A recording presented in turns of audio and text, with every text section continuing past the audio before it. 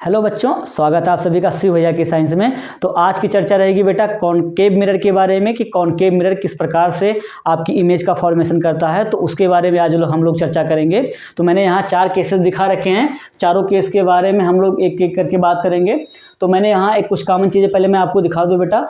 मैंने ऑब्जेक्ट से 2 रेज निकाली हैं, क्योंकि किसी भी ऑब्जेक्ट से अगर इमेज बनना है, इमेज का तभी बन पाती है जब कम से कम उस ऑब्जेक्ट से 2 रेज निकलें और वो दोनों रेज आपस में मिले, तभी आपका इमेज का फॉर्मेशन होगा। तो मैंने यहाँ देखिए कि पहले केस में मैंने जो ऑब्जेक्ट थी, ऑब्जेक्ट से मैंने रे निकाली जो कि प्रिंसिपल एक्सिस, जो आप मिरर की जो प्रिंसिपल एक्सिस है उसके पैरेलल मैंने जो रे डाली है वो हमेशा जो है फोकस होकर जा रही है। यहाँ भी मैंने जो प्रिंसिपल एक्सिस के पैरेलल रे डाली है बेटा वो भी फोकस से गई। यहाँ भी वही सेम कंडीशन है, जो प्रिंसिपल एक्सिस के पैरेलल रे है वो फोकस से होकर जा रही है।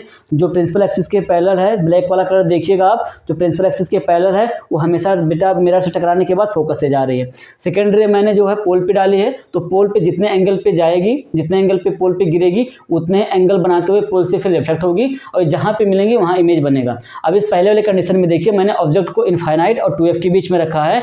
तो वो जो ऑब्जेक्ट जब मैंने यहाँ पर रखा तो वो आपस में कहाँ मिल रही हैं, 2f और f के बीच में मिल रही है। ऐसी कंडीशन में आपको दिख रहा होगा कि जो इमेज है, इमेज की जो साइज़ है वो बेटा कैसा छोटा है। और क्योंकि मैंने एक चीज़ और मैं बता दूं आपको, जब भी कभी मिरर के सामने या जिस साइड रिफ्लेक्टिंग सरफेस हो, अगर उधर ऑब्जेक्ट हो और उधर ही आपकी क्या बन रही हो, उधर ही इमेज बन रही हो, तो ऐसी कंडीशन में हम हमेशा कैसे बोलते हैं कि वो इमेज कैसी होगी, वो रियल इमेज होगी। इधर रिफ्लेक्टिंग सरफेस होगी, अगर उधर ही इमेज बन रहा है तो कैसा होगा बेटा, रियल होगा। अब आपको यहाँ दिख रहा होगा कि ऑब्जेक्ट ऊपर की तरफ है लेकिन जो इमेज बन रही है वो नीचे बन रही है बेटा, इन्वर्टेड बन रही है। तो रियल के साथ हमेशा क्या आ जाएगा, इन्वर्टेड आ जाएगा। और यहाँ छोटी बन रही है तो मैंने डिमिनिश रख दिया। और बन कहाँ रही है, f एंड 2f के बीच में। तो मैंने यहाँ लिखा कि जो इमेज आपकी बन रही है f और 2f के बीच में बन रही है। ठीक है। और जैसे जैसे मैं पोल की तरफ जाता जाऊंगा बेटा, इमेज पोल से दूर चल जाती जाएगी। सेकंड केस में मैंने सीधा इमेज को रखा, जो कि इंपॉर्टेंट केस है आपके लिए, कि जब मैंने ऑब्जेक्ट को फोकस और पोल के बीच में रखा तो उस कंडीशन में क्या हुआ कि जो इमेज है वो आपके मिरर के फ्रंट वाली साइड पे बेटा नहीं बना, क्योंकि यहाँ रे आपस में कभी मिलेंगी नहीं। ये जो दोनों रे हैं ऐसे आगे चलती जाएंगी, मिलेंगी नहीं। तो मैंने इन दोनों रो को, जो रे हैं, इनको आगे बढ़ाया तो देखा मैंने पीछे एक स्थान पे कहीं कट कर रही थी और ये जहाँ कट करेंगे वहीं इमेज बनेगा। तो वहाँ पर जो इमेज बना बेटा वो कैसे बना, क्योंकि ये मिरर के सामने नहीं बन रही है तो वर्चुअल हो गया। और कैसी है, इरेक्ट है, तो मैंने इरेक्ट लिख दिया। और इन लार्ज बनती है, बड़ी बनती है साइज में। तो ये केस जो होता है एक स्पेशल केस है जो कि कॉनकेव मिरर में आता है। इस मिरर का यूज होता है डेंटिस्ट करते हैं और सेविंग मिरर के रूप में भी यूज किया जाता है। डेंटिस्ट को, क्योंकि आपके दांतों में जो कैविटी होती है उसको फिलअप करने के लिए या कोई बैक्टीरियल इन्फेक्शन होता है उसे देखने के लिए। तो ये जो है उस कंडीशन में क्या होता है, क्योंकि वर्चुअल मतलब आपको इरेक्ट दिखाता है और बड़ा दिखाता है, तो आसानी से डेंटिस्ट इस मिरर का यूज करके आपकी कैविटी को फिल कर पाते हैं। थर्ड केस बेटा है कि जब मैंने ऑब्जेक्ट को 2f और f के बीच में रखा तो ऐसी कंडीशन में ये दोनों रे आपस में मिलती हैं बियॉन्ड 2f।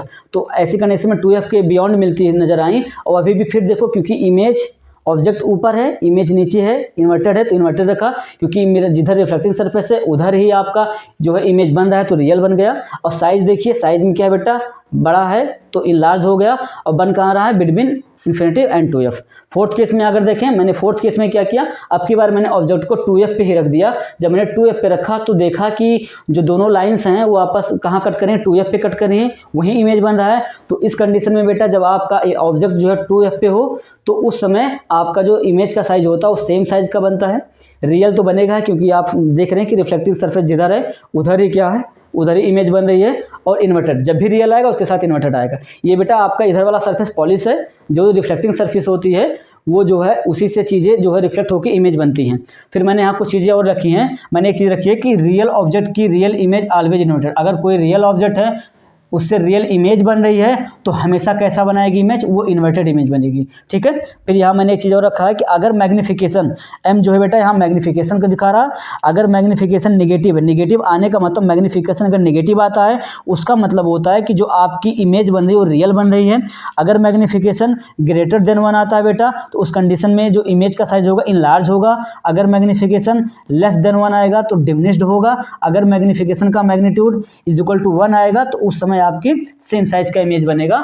तो ये चीज़ें जो होगा आपके लिए बहुत ही इंपॉर्टेंट रोल प्ले करते हैं। अगर ये सारी चीज़ें आपको समझ में आती हैं तो आप क्वेश्चन को अच्छे से कर पाएंगे। एक चीज़ और रखिए, एक चीज़ मैं आपको बता दूं, मिरर के सामने जो रिफ्लेक्टिंग सरफेस होता है उसके सामने जितनी भी दूरियां ली जाती हैं, चाहे वो VU हो, चाहे V हो, चाहे F हो, चाहे कुछ भी हो बेटा, सबके सब क्या होती हैं, निगेटिव होगी। सबके सब क्या होंगी, निगेटिव मानी जाती हैं, सबके सब निगेटिव ली जाती हैं।